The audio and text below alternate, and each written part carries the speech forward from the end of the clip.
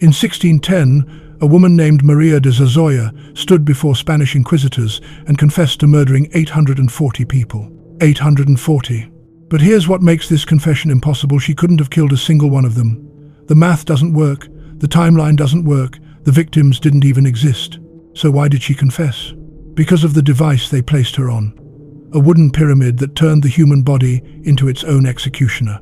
A machine so precisely engineered that it kept victims alive for days, conscious, aware, suffering in ways that made them confess to anything: murders they didn't commit, flights they never took, demons they never met. This is the Judas Cradle. And by the end of this video, 3 things are going to haunt you. First, the geometric design that weaponized gravity itself, creating pain that escalated with mathematical certainty. Second, why victims survived for days in unimaginable agony, and why that was exactly the point. And third, the confession that accidentally exposed the fatal flaw in Europe's entire torture system, changing legal history forever. But before we go deeper, let me ask you something. Have you ever been pressured to admit something you didn't do? Maybe by a parent, a teacher, a boss? Have you watched someone in power twist reality until the truth became unrecognizable? That feeling of helplessness, of knowing the truth but being unable to make anyone believe you, multiply that by 1,000. Because this device didn't just break bodies, it shattered minds and rewrote reality itself. And here's what you need to understand right now. The Judas Cradle wasn't created by sadists in a dungeon. It was designed by bureaucrats in a palace, by officials who believed they were protecting society, by engineers who were just solving technical problems. That's what makes this story so terrifying. So hit that subscribe button right now, because what I'm about to reveal at the 8-minute mark is the single most disturbing detail I found in the historical records. A confession so elaborate, so impossible, that it broke the entire system. And it's going to completely change how you think about justice itself. Let's go back to where this nightmare began. Not in a torture chamber, but in a throne room in 1478 Spain. 1478. Catholic monarchs Ferdinand and Isabella have just done something unprecedented. They've created the Spanish Inquisition not as a mob of angry fanatics, but as an organized bureaucracy of torture. They have offices, they have paperwork, they have standardized procedures, and they have a problem. Burning heretics at the stake is effective for executions, sure, but it's too effective. The accused dies in minutes, sometimes seconds if the smoke gets them first. There's no time for confession. No time for them to reveal other heretics. No time to make an example that lasts. So the Inquisition's engineers, yes, they actually had engineers, got creative. They needed something that would keep the victim alive for days, maximizing time for confession. Something that would inflict escalating agony without leaving visible marks that might horrify the public. Something that operated automatically, using the victim's own body weight against them. The result was the Judas Cradle. Named after history's most famous betrayer, because this device made everyone betray someone: their friends, their family, themselves. And here's the truly twisted logic. Inquisition records actually called it merciful. Merciful, because compared to being burned alive, well, at least you got a few more days to reconcile with God.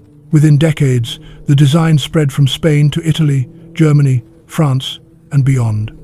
Not through force, but through recommendation. Inquisitors wrote to each other praising its efficiency, its psychological impact, the confessions it produced. But what made it so effective? 3 design features that turned this into the most dreaded device in history. And I'm warning you now, the first one is going to make your skin crawl. You're an Inquisition engineer in 1480. Your job is to create pain that never ends. How do you do that? You start with geometry. The Judas Cradle's pyramid point was typically 4 to 6 inches tall, crafted from wood or metal, and mounted on a sturdy stool or platform. But here's what makes it genius in the most horrifying way possible: the angle. The tip wasn't needle sharp. That would penetrate too quickly, causing fatal injury within hours. Instead, historical records from the Directorium Inquisitorium, the Inquisition's actual instruction manual from 1376, specified something far worse. The point had to be blunt enough to avoid piercing vital organs, but sharp enough to apply concentrated, unrelenting pressure. The victim, usually stripped naked, was suspended above the point using a system of ropes attached to their wrists. Then came the slow descent, inch by agonizing inch. Guards controlled the ropes, lowering the accused until the pyramid's tip pressed against the anus, vagina, or sometimes the tailbone. The victim's own body weight provided the force.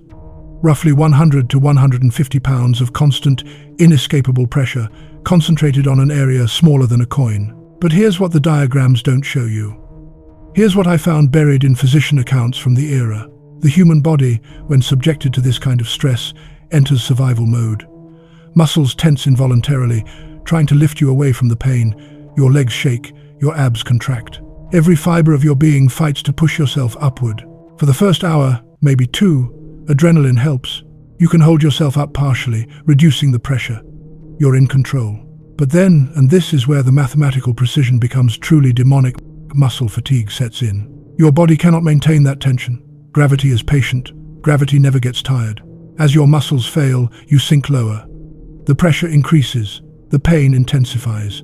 You try to shift your weight to distribute it differently, but that only accelerates the tearing of tissue. The cradle rocks slightly with your movements, creating a soaring motion.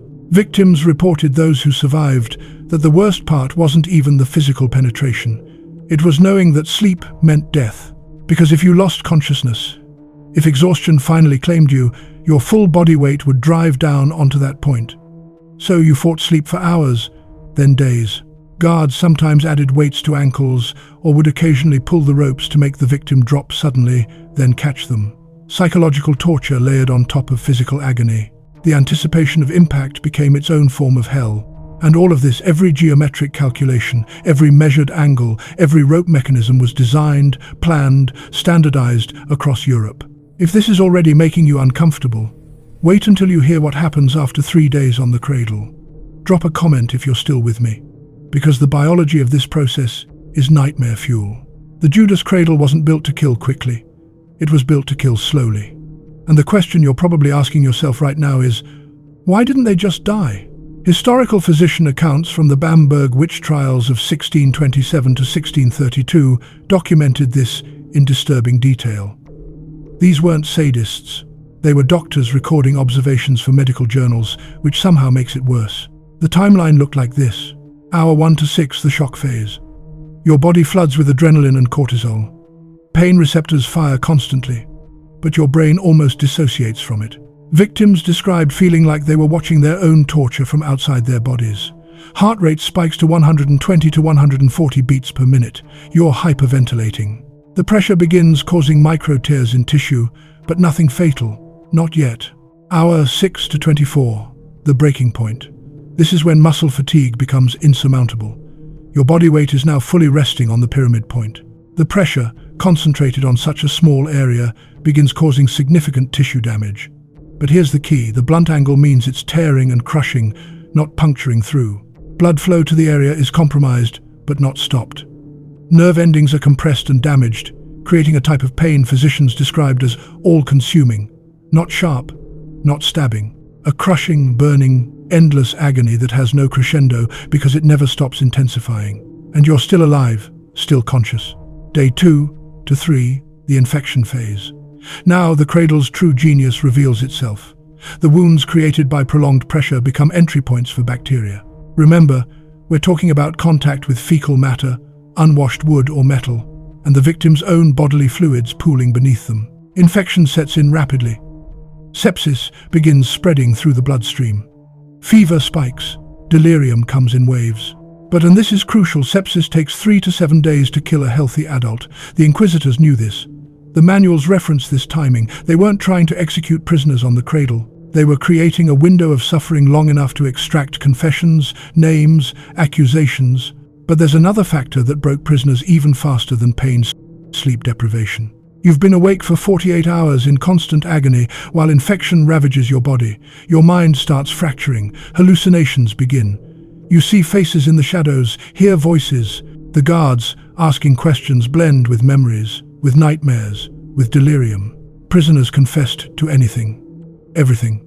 Not because the pain broke them, though it certainly helped, but because their minds literally couldn't distinguish reality from interrogation-induced fantasy anymore. Physicians documented a 3-stage progression. Stage 1, resistance and denial. Victims maintained innocence, begged for mercy, prayed loudly. Stage 2, bargaining and partial confession. Victims admitted to minor heresies, tried to give interrogators something to make it stop. Stage 3. Complete psychological collapse. Victims confessed to anything suggested to them, including physical impossibilities. Which brings us to one woman whose Stage 3 confession was so absurd, so impossibly elaborate, that it accidentally exposed the fatal flaw in the entire torture system. Her name was Maria de Zazoya, and what she confessed to changed European law forever. It's 1610 in Logroño, Spain. Maria de Zazoya is 52 years old, a midwife, and she's just been accused of witchcraft by a neighbor who claims Maria's evil eye cursed her crops. Standard Inquisition procedure: arrest, interrogation, and if no confession comes, escalate to torture. They place her on the Judas Cradle on a Tuesday morning. By Wednesday afternoon, roughly 30 hours later, Maria begins talking, and she doesn't stop for 6 hours. The confession, preserved in the Logroño Inquisition archives, is 47 pages long. I'm going to read you just 3 lines. Translated from Spanish: I confess to attending Sabbaths on 214 occasions over 12 years, where I murdered 840 children by mixing toad venom with their mother's milk. I flew to these gatherings on a goat provided by the devil himself, who appeared as a man with eyes of fire. 840 children. In a town with a population of barely 3,000 people total, the math is staggering. That's 70 murdered children per year, more than 1 per week for 12 consecutive years. In a small town where everyone knows everyone, where a single missing child would trigger immediate searches and town-wide panic, and nobody noticed. But here's what makes this even more absurd. Parish death records from Logroño during those 12 years show normal childhood mortality rates, about 12 to 15 deaths per year from disease and accident. The 840 murdered children Maria confessed to killing simply didn't exist. Yet, the inquisitors wrote it all down, accepted it as truth, prepared to execute her based on this confession. Until one man asked a dangerous question. Alonso de Salazar Frias was a younger inquisitor assigned to review the Basque witch trials. He read Maria's confession. Then he read dozens more like it.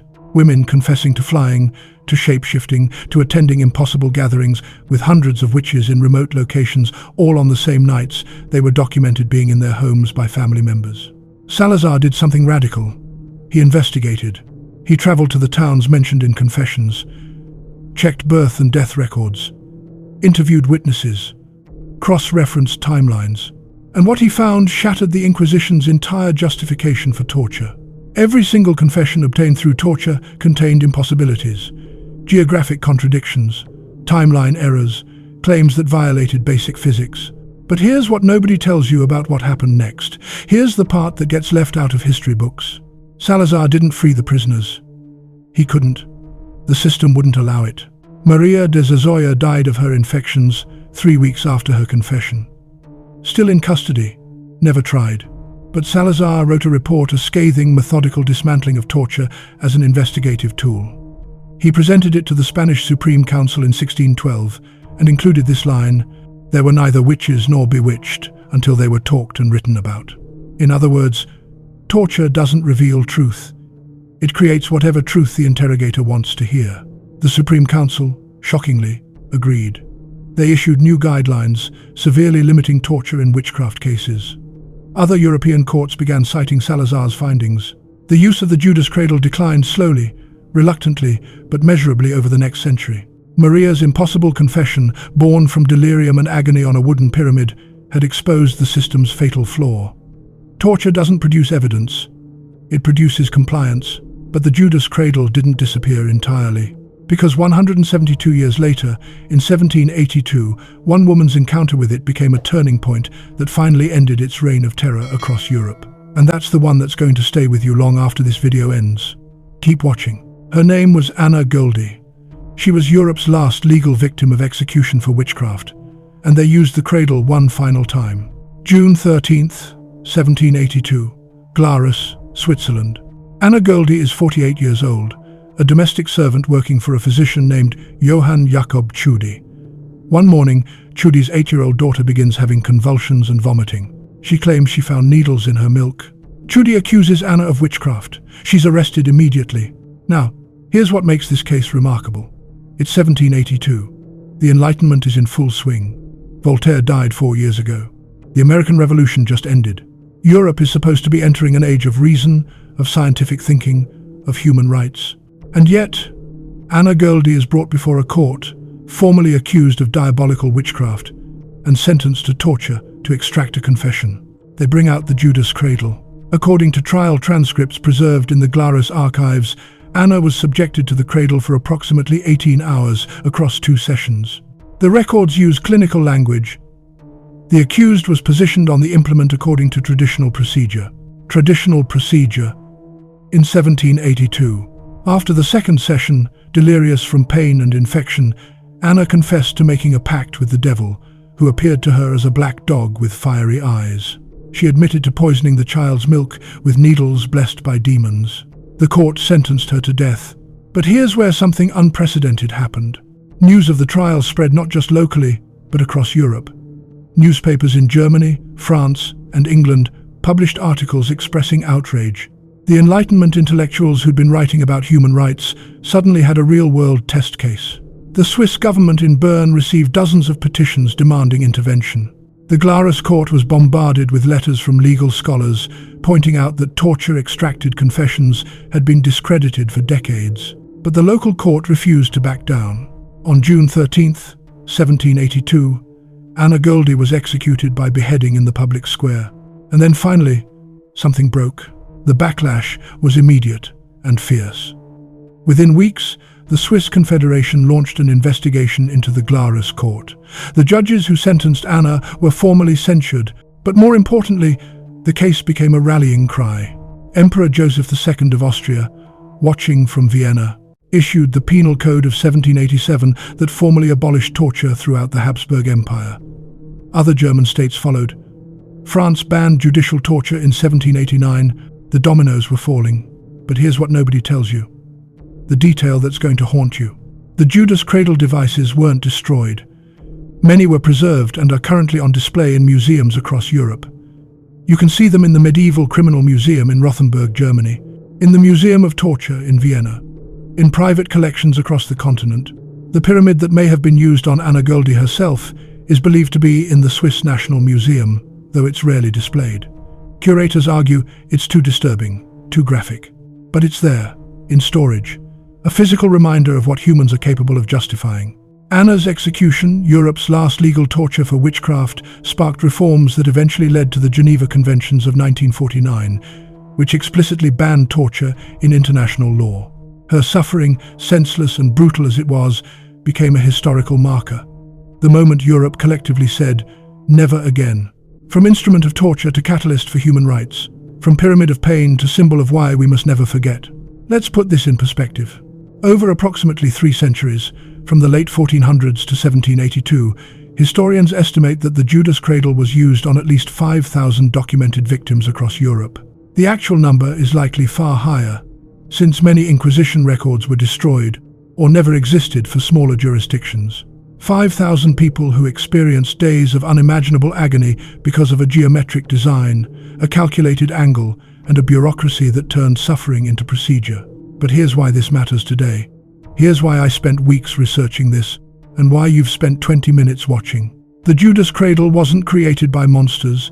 It was created by officials who believed they were protecting society, by religious authorities who thought they were saving souls, by engineers who were just solving technical problems. That's the lesson. Torture doesn't require evil people.